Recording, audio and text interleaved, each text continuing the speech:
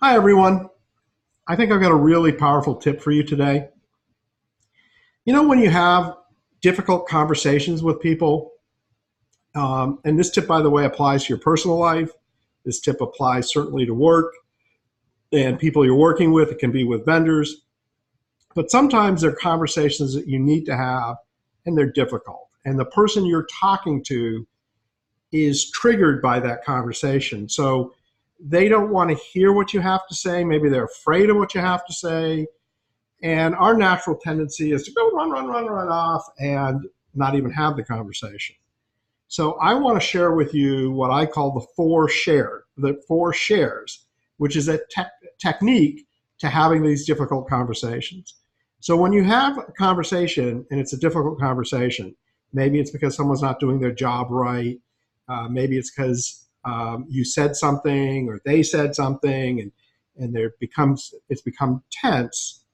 What happens is people tend to get in their heads, they get nervous, they're worried, they're not thinking optimistically, and that's the kind of conversation I'm talking about, where the person really isn't even open to having a meaningful dialogue, yet you need to have one.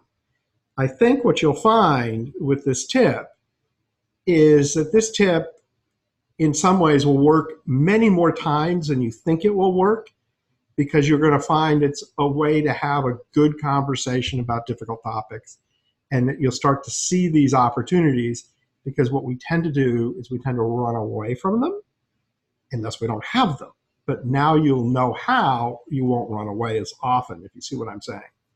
So the first share is when you're talking to the person, say, look, I want to talk to you about this subject, but first I want to understand from your perspective. Can you please share your fears? And then have them open up about what they're concerned about. Maybe they think you're going to fire them. Maybe they think that they're going to get a demotion. Maybe they think they're going to get more work to do. Whatever their fears are, ask them to share their fears. Allow them to share with you what they're nervous, why they're here. And then the next share is share your hopes. What would be the best outcome? What would be your best outcome? What would be ideal?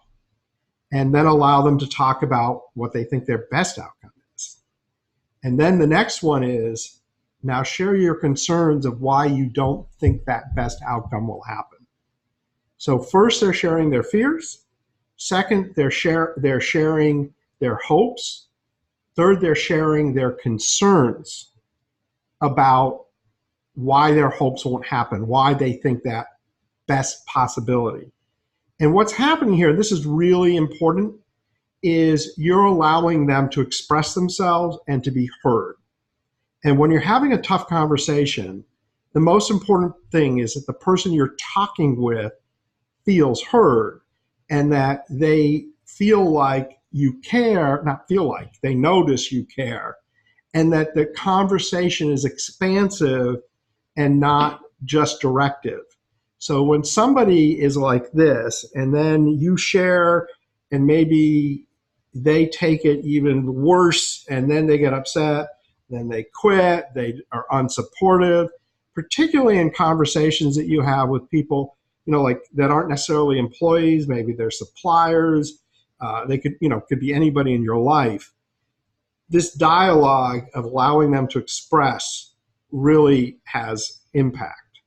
The fourth share is, let's share the options. What are the possibilities?